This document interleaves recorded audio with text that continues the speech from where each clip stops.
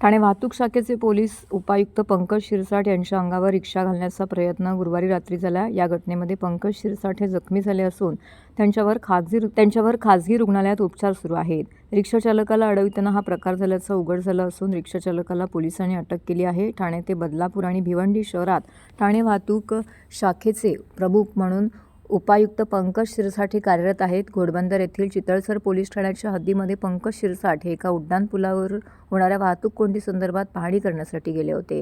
त्यावेळी एका रिक्षामध्ये 4 प्रवाशांची वाहतूक रिक्षाचालक करत होता। शिरसाट यांनी त्या रिक्षाचालकाला अडवण्याचा प्रयत्न केला असता त्या रिक्षाचालकाने त्याच्या अंगावरती रिक्षा घातली।